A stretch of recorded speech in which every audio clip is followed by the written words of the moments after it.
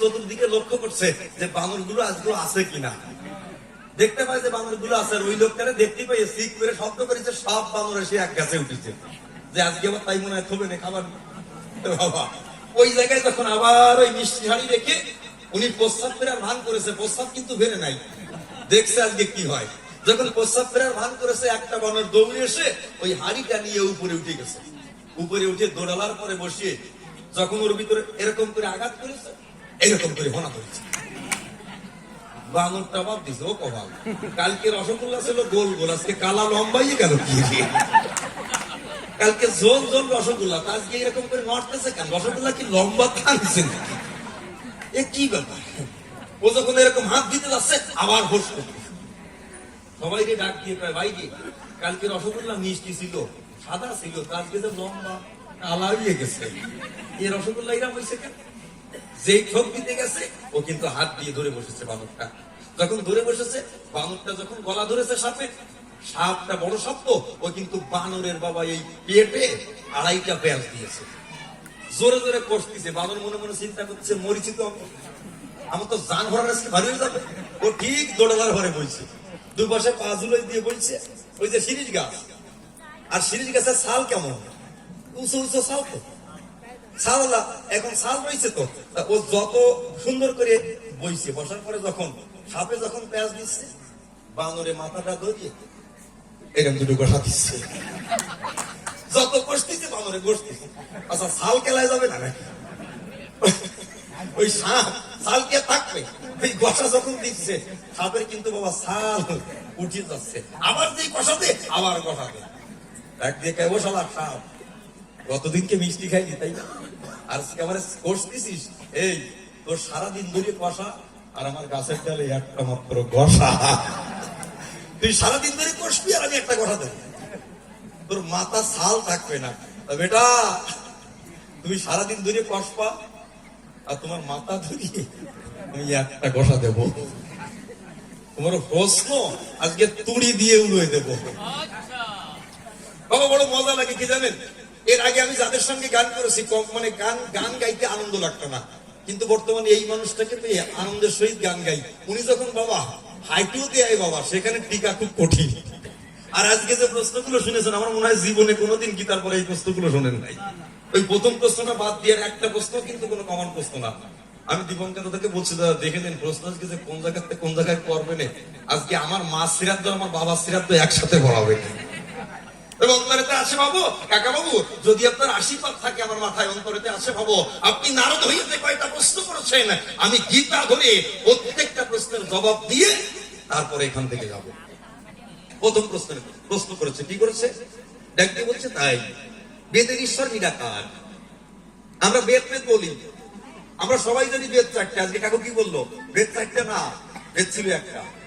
সেই একটা বেদকে 3 খণ্ড করা হলো, 3 খণ্ড করা হলো। আমরা জন্ম ভরে জানি যে বেদ লিখেছে কে? ব্যাস গোসাই না, ব্যাস গোসাই বেদ লেখে নাই। এই বেদটা কি? হরের বাক্য বেদ। মহামুনি ঋষি যারা, তাদের সাধনালব্ধ ফল এই বেদ। এই বেদের শ্লোকগুলো তারা গাছে ডালে শিলায় লিপিবদ্ধ করে রেখেছিল। যেমন খোদার কালাম কুরআন। আমার দিনের নবী যখন কুরআনটা পেল নাকি বাবা, তার উপর যখন কুরআনটা নাজেল হলো, প্রথম যখন কুরআন নাজেল হয়, আমি দেবো তার সত্য পরিচয়। ওই যে সূরাগুলো কি, ওগুলো কিন্তু কোথায় লেখা হয়েছিল? ওটা কিন্তু পাথরে খোদাই করে লেখা হয়েছিল। পাথরে খোদাই করে যখন লেখা হয়, তারপরে আস্তে আস্তে যখন কাগজ তৈরি হয়, যখন কাগজ তৈরি হলো, তখন এই খোদার কালাম কুরআনের সূরাগুলো কিন্তু কাগজের পরে লিপিবদ্ধ করা হলো। পরিবন্ধ না, কিন্তু প্রথম যখন ওই সূরা নাযিল হয়েছিল, তখন কিন্তু দিনের নবী কোথায় লিখেছিল? সূরাগুলো কিন্তু একটা একটা করে ধরে ধরে পাথরে লিপিবদ্ধ করেছিল। ঠিক তদ্রুপ, কথা মিথ্যা নয়। আমাদের বেদ যখন প্রথম পৃথিবীর বুকে প্রকাশিত হয়, আমি দেবো তার সত্য পরিচয়। মুনি ঋষিরা যখন এই বেদটাকে কেমন করে আনলো, মুনি ঋষিদের সাধনা লব্ধ যে শ্লোকগুলো, এই শ্লোকগুলোকে উনি এক এক করে এক জায়গায় করে এই বেদটাকে রূপদান করলো। কে দান করলো? ব্যাস গোসাই। বেদ ছিল একটা ঋগ্বেদ। এই ঋগ্বেদকে আবার আরো 2 খণ্ড করা হয়। ঋক, সাম, যজু, এই 3টা বেদ হলো। এই 3টা বেদের পরে অথর্ব বেদটাকে যে আমরা বেদ বলি, এই অথর্ব বেদটা এসেছে কিন্তু অনেক পরে। আপনারা ইতিহাস করে দেখবেন, অথর্ববেদটা কিন্তু এই তিনটা বেদ সৃষ্টি হওয়ার অনেক পরে এসেছে। তাহলে বেদের শ্লোক আমরা বলি, আমরা বেদ পড়ি, বেদ পড়ি, বেদ পড়া মানুষ কিন্তু এখানে নাই বাবা। বেদে বলছে ন যাওতে মৃয়তে বা বিপর্ষিতে নায়ান কুতর্ষিতে ন বা উও করছিতে, বেদ প্রতিপদ্য ঈশ্বর যিনি, জগৎ পথে জন্মে না মরে না তিনি, তিনি অজর অমর অব্যয় শাশ্বত চিরন্তন। তাহলে বেদের বেদ প্রতিপদ্য ঈশ্বর যিনি, জগৎ পথে জন্মে না মরে না তিনি। আবার কুরআনকে লক্ষ্য করে সূরা ইখলাস দিয়ে বুঝিয়েছে বিচারে, কুলহু আল্লাহু আহাদ আল্লাহু সামাদ লাম ইয়ালিদ ওয়া লাম ইউলাদ ওয়া লাম ইয়াকুল লাহু কুফুয়ান আহাদ। বলছে না কথাটা? কুলহু অর্থাৎ বলো, আল্লাহু আহাদ আল্লাহ এক, আল্লাহু সামাদ আল্লাহ পবিত্র, লাম মানে নাই, ইয়ালিদ অর্থাৎ তার কোনো শরীক নাই। আবার বাইবেলের দিকে লক্ষ্য করে বলেছে, there is no God except almighty God, God is almighty. তিনটে শাস্ত্রের উদ্ধৃতি দিয়ে ডাক দিয়ে বলে গেছে তাই যে ঈশ্বরের জন্ম মৃত্যু নাই। বাবা, আমরা বেদের সবাই এই একটা শ্লোকই কিন্তু জানি, তিনি জন্মে না, তিনি জন্মে না। কিন্তু এর পরেও যে ঋগ্বেদে আরো শ্লোক আছে, এই শ্লোকগুলো কিন্তু আমরা পড়ি নাই। ঋগ্বেদে আরো কয়েকটা শ্লোক আছে, তার একটা শ্লোক আমি বলি। এখানে বলছে ঈশ্বর নিরাকার, এটা যেমন সত্য কথা। আবার এর পরের শ্লোকে কি বলছে, শ্লোকটা সবাই মনে রাখেন, কাজে লাগবে। আজকে আমাদের সনাতন ধর্মের চর্চাটা নষ্ট হয়ে যাচ্ছে। আমাদের পার্শ্ববর্তী কোনো ব্যক্তি যদি আমাদের প্রশ্ন করে যে তোমাদের এটা হলো কেন, ওটা হলো কেন, আমরা কিন্তু জবাব দিতে পারি না বাবা। আজকে জবাবগুলো নেন, আমি আপনাদের ছেলে। আজকে আমাদের অনেকে বলে যে হিন্দু যারা সরাসরি মূর্তি পূজা করে, বলে না এই মূর্তি পূজা যারা করে তারা নরকে যায়। হ্যাঁ, এটা সত্য কথা। আজকে আগে থেকে শুনে যান, নতুন কবি গান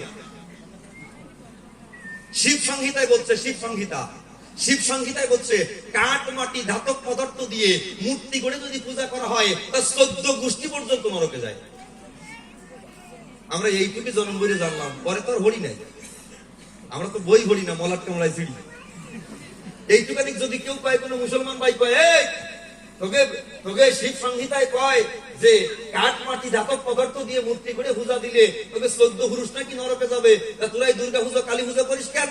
কিন্তু আমরা সনাতন ধর্মের লোক এত বড় গন্ড মূর্খ, এর পরে যে কথাটা আছে আমরা পড়ি নাই, তাই আমরা বলতে পারি না। এখানে শিব সংহিতায় বলছে কাঠ মাটি ধাতব পদার্থ দিয়ে মূর্তি করে পূজা দিলে তার 14 পুরুষ নরকে যায়। তারপরে কি বলছে, ওরে যদি কোনো ব্যক্তি এই মাটিকে মাটি মনে করে পূজা দেয়, কাঠকে কাঠ মনে করে পূজা দেয়, যদি পিতলের পুতুলকে পুতুল মনে করে পূজা দেয়, ওই ব্যক্তি নরকে যাবে। কিন্তু হিন্দু দ্বারা চরাচরে পরিবন্দনা মূর্তি যখন তৈরি করা হয়, কেউ তাকে মূর্তি হিসাবে পূজা দেয় না, তাই হিন্দুরা নরকে যাবে না। বাবারে, আমরা শুধু শাস্ত্রের দোহাই দিয়ে চলি, কিন্তু এখানে নরেন্দ্র দত্ত বলছে, উনি বলছে যে পুতুল পূজা করে না হিন্দু, কাঠ মাটি দিয়ে গড়া মৃন্ময়ীর মাঝে চিন্ময়ী হেরে হয়ে যায় আত্মহারা। এই হিন্দু যারা কেউ পুতুল পূজা করে না, একটা মূর্তি তৈরি করে, তৈরি করবার পরে ওই মূর্তিটাকে যখন প্রাণ প্রতিষ্ঠা করা হয়, মূর্তিটাকে যখন সাজগোজ করিয়ে সুন্দর করা হয়, আমি দেবো তার সত্য পরিচয় পরিবর্ণনা। কোন হিন্দু তাকে আর পুতুল মনে করে না, তখন তাকে মা মনে করে, দেবী মনে করে আমরা পূজা দেই। কিন্তু যদি কোনো অকাল দুষ্মন্ত ওটাকে পুতুল মনে করে পূজা দেয়, কাঠ মাটি ধাতব পদার্থ মনে করে পূজা দেয়, তার 14 গোষ্ঠী নরকে যাবে। স্যার ভাই, কথাটা ঠিক আছে কিনা দেখেন। কিন্তু আমরা ওইটুকানি জানি যে মূর্তি পূজা করলে নরকে যাবো। আরে বেটা, নরকে তো যাবো কেন? পুতুল মনে করলে নরকে যাবো। কিন্তু যখন মনে করবো ওটা আমার মা, ওটা বিশ্বময়ী, ওই যখন মৃন্ময়ীর মাঝে মাটির ভিতরে সেই চিন্ময়ী সত্তাটাকে যখন আমি অনুভব করতে পারবো, তারপরে যখন পূজা দেবো, তখন আমি আর নরকে যাব না। ঠিক তদ্রূপ বেদের কথাটা বলছি। নজাতে তিনি জন্মে না, মৃয়তে তিনি মরে না। ইসলাম শাস্ত্রে ডাক দিয়ে বলছে তাই মনে পড়ে গেছে, 5 ওয়াক্ত নামাজ পড়লে আল্লাহর কাছে যাওয়া যায়, সত্য কথা। কিন্তু এইটুকানি জানলাম, ভরপুর জানি না। 5 ওয়াক্ত নামাজ দিল কি আমার দিনের নবী। আরো একটা নামাজ আছে, তাহাজ্জুদের নামাজ, পরিবন্দনা। তাহলে এই যে 5 ওয়াক্ত নামাজ, 50 ওয়াক্ত নামাজ থেকে 5 ওয়াক্ত নামাজ দিল তো। কিন্তু এখানে একটা কথা বলছে, ঈশ্বর বা সৃষ্টিকর্তাকে বিশ্বাস না করে, তার প্রতি ভক্তি না করে যদি নামাজ আদায় করা হয়, ওই নামাজে কাজ হবে? খালি আমরা জনম করে জানি নামাজ পড়লি, পুজো করলি, আমরা চলে যাবো কোন জায়গায়? একবার জায়গায় চলে যাবো, জায়গা পর্যন্ত চলে যাবো। কিন্তু ওর পরে যে বাবা বীজ মন্ত্র রয়েছে তো বুঝি না। ওর ভিতরে যে বীজ মন্ত্রটা আছে ওটা তোমরা বুঝি না। ওরে পূজা করলে আমি মুক্তি পাবো, কিন্তু পূজাকারী কয় পু শব্দে পবিত্র, যা শব্দে হওয়া। পূজা শব্দের শাব্দিক অর্থটা হচ্ছে কি? সাধক বলছে পবিত্র হওয়া। হৃদয়টাকে পবিত্র করে যদি পূজা করি, ওই পূজায় লাভ আছে। যদি 5 ওয়াক্ত নামাজ আদায় করি, নামাজ পড়তে গেলে সেই কথা বলি খুলে, নামাজ যখন আমরা নামাজে যখন দাঁড়াই, দুপুরটা নয়নের পানি যদি কেউ সিজদা দেওয়ার সময় দিতে পারে বসুধাই, ওই দুপুরটা নয়নের পানি দিয়ে যদি সিজদায় দাঁড়ানো যায়, ওই ব্যক্তি জানাই দিয়ে কাব্যের উক্তি চোখের পানির বিনিময়ে তার ভক্তির জন্য আল্লাহর দরগায় ওই নামাজটা কবুল হয়ে যায়। বাবা রে, করি বর্ণনা। এই জগৎ সংসারে কর্ম করে গেলাম, কিন্তু বুঝিয়ে জেনে করলাম না। তাহলে আমি যেখানে ছিলাম, বেদে বলছে ন যাওতে তিনি জন্মে না, মৃয়তে তিনি মরে না, এটা যেমন সত্য। এরপরে বেদে আবার বলছে, এই শ্লোকটা মনে রাখবেন, নমস্তে পরম ব্রহ্ম সর্বশক্তি মতে নম, নিরাকারো অপি সাকারো শেষারূপম নমো নমো। নমস্তে পরম ব্রহ্ম, আমি সেই পরম ব্রহ্মকে নমস্কার করি। নমস্তে পরম ব্রহ্ম সর্বশক্তি মতে নম, যিনি সর্বভূতে বিরাজ করেন, সর্বশক্তি রূপে তিনি আছেন। ঈশ্বর কোথায় আছেন? ঈশ্বর সব জায়গায় আছেন। আল্লাহ কোথায় আছেন? ভালো জায়গা যেখানে সেখানে আল্লাহ আছে। শুধুমাত্র কি কাবা ঘরে আল্লাহ আছে? না, ফকির শুয়ে আছে বারান্দায়, মসজিদের বারান্দায়, পাটা কিন্তু পশ্চিম দিকে দেওয়া। মুসল্লি ভাইরা নামাজ পড়তে যাচ্ছে, একদিকে ও ফকির, এই পশ্চিম দিকে পা দিয়ে শুয়ে রয়েছিস কেন? জানিস না ওটা আল্লাহর ঘর, পশ্চিম দিকে আল্লাহ থাকে কাবা ঘর। বলছে ও, আমি পশ্চিম দিকে পা দিয়ে ঘুমাচ্ছি, তার জন্য তোমার গায়ে বেঁধে গেছে, তাই না? যে পশ্চিম দিকে খালি আল্লাহ আছে, তুমি আমার কথা নাও, আল্লাহ কোন দিকে নাই ভাই, আমার পাটা সেই দিকে একটু ঘুরোয় দেওয়া হবে। আল্লাহ নাই কোন জায়গায়, সেই জায়গাটার সেই দিকে আমার পাটা একটু ঘুরিয়ে দাও। ওরা মনে মনে চিন্তা করছে, বলে কি রে? বলছে আমি জেনেছি তাই, আল্লাহ সব জায়গায় আছেন। যেখানে ভালো জায়গা সেখানে আল্লাহ আছে। আল্লাহ উত্তর দিকে আছে, আল্লাহ দক্ষিণ দিকে আছে, আল্লাহ পূর্ব দিকে আছে, আল্লাহ পশ্চিম দিকে আছে, আল্লাহ উপরে আছে, আল্লাহ নিচে আছে। এমন কোন জায়গা নাই যে আল্লাহর অস্তিত্ব নাই, যেখানে ভালো জায়গা। তুমি কও যে কোন জায়গায় আল্লাহ নাই, আমার ভাড়া গুলোই ধুয়ে দাও।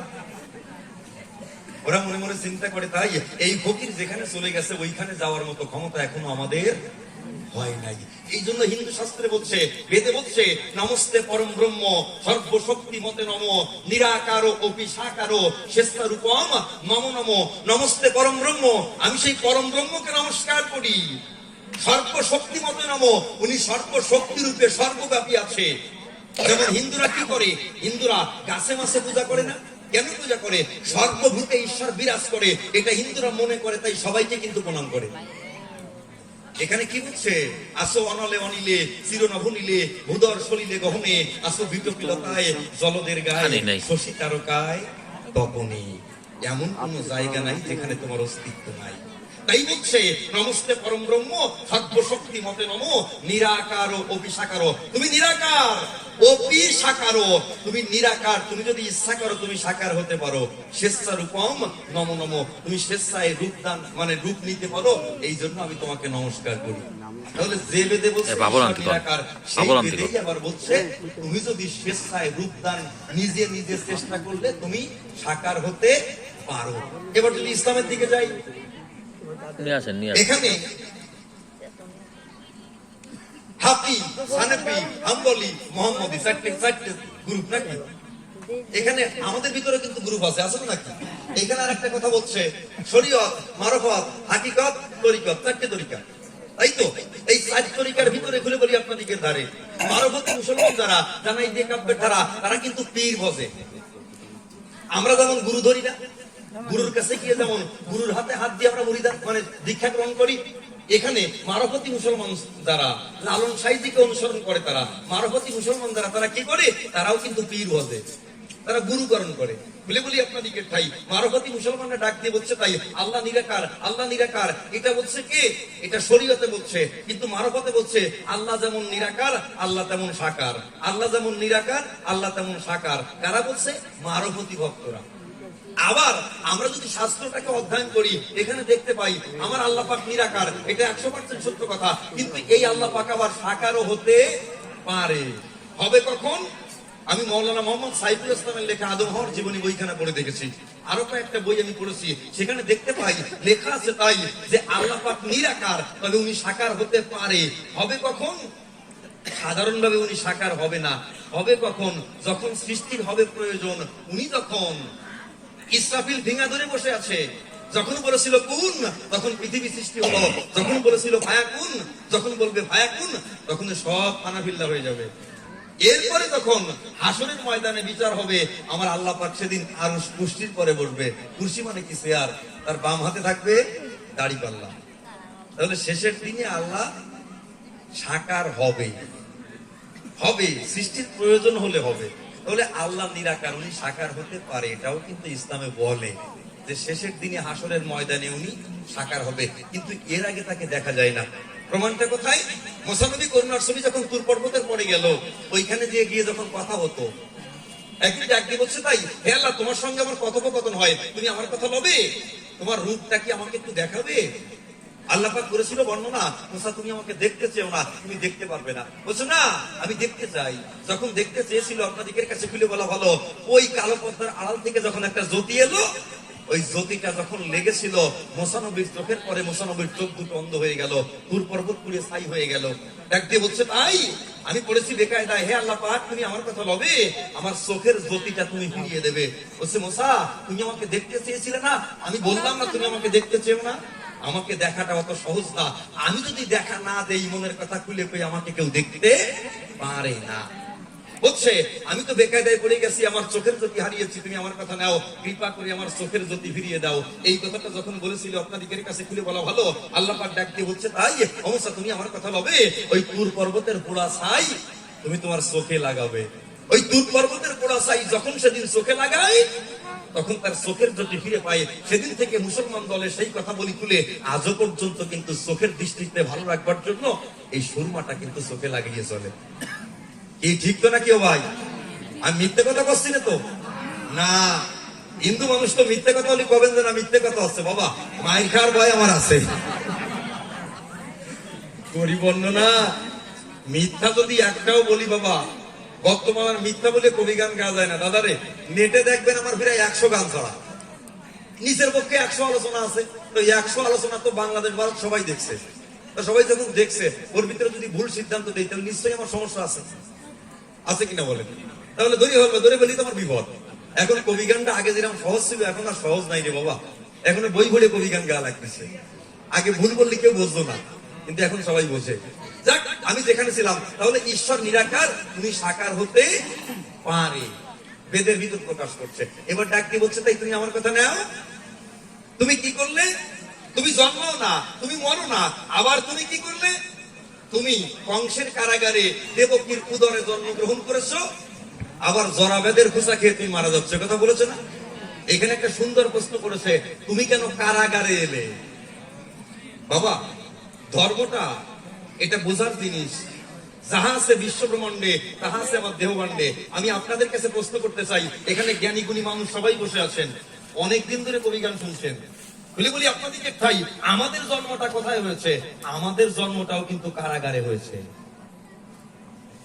এই আমরা যখন মায়ের গর্ভে এসেছিলাম, অন্ধকার কারাগারে আসি নাই? বলেন, আমাদের জন্মটাও কিন্তু কারাগারে। করি বর্ণনা, আমরাও কিন্তু কারাগারে এসেছিলাম।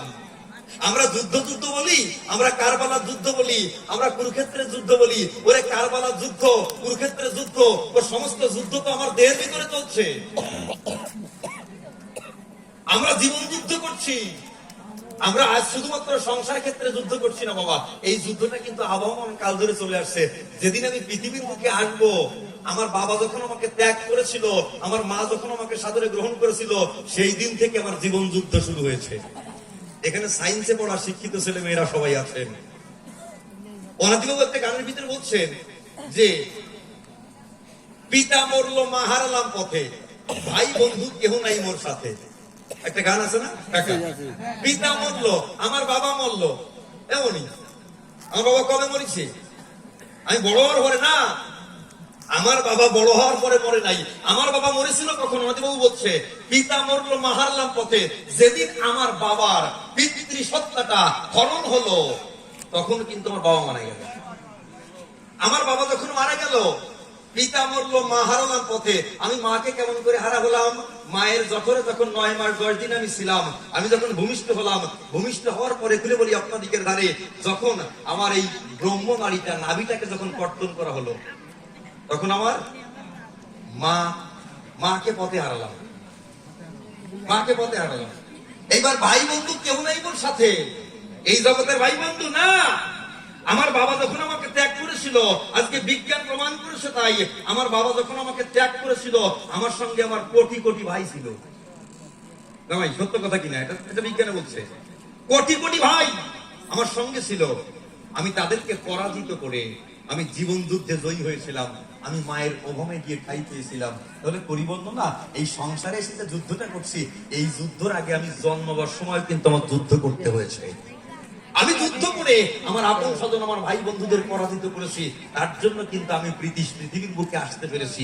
কিন্তু আমার অন্য যে ভাইরা ছিল, ওরা যদি আমাকে পরাজিত করে আগে যেতে পারতো, তাহলে আমার কিন্তু এই পৃথিবীর মুখটা দেখা হতো না।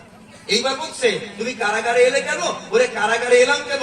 এই জগৎ সৃষ্টির থেকে শুরু করে এই পর্যন্ত যারাই পৃথিবীর বুকে আসে বর্তমান, বলি তোমার স্বজন সবাই কিন্তু কারাগারে জন্মগ্রহণ করে। ওই যে মায়ের যে উদরটা, ওটাকে অন্ধকার কারাগার বলা হয়। ওটা অন্ধকার কারাগার। আমরা সবাই কারাগারে ছিলাম। একদিন বলছে, তাই তুমি কেন কংসের কারাগারে জন্মগ্রহণ করলে? জন্মগ্রহণ করলে কেন? না, আমি জন্মগ্রহণ করি নাই। আমি জন্মগ্রহণ করি নাই। জন্মকারী কয়, নারী আর পুরুষের মিলনে যদি পুরুষের পিতৃধন দক্ষিণ দ্বার দিয়ে নারী ওহমে যায়, ওখানে গিয়ে যখন জাইগোটের সৃষ্টি হয়, ওটাকে কিন্তু জন্ম বলা হয়। কিন্তু কৃষ্ণ যখন জন্মগ্রহণ করেছিল, আপনারা কেউ কি বলতে পারবেন যে কৃষ্ণের মা আর বাবার ঔরার যত সন্তান কৃষ্ণ? কোন শাস্ত্রে দেখাতে পারবেন না। কেন পারবেন না? অবতার পুরুষ যারাই পৃথিবীর বুকে এসেছে, এরা কিন্তু পিতার ঔরার যত সন্তান কেউ না। ত্রেতায় রামচন্দ্র, ত্রেতায় যখন রামচন্দ্র এলো,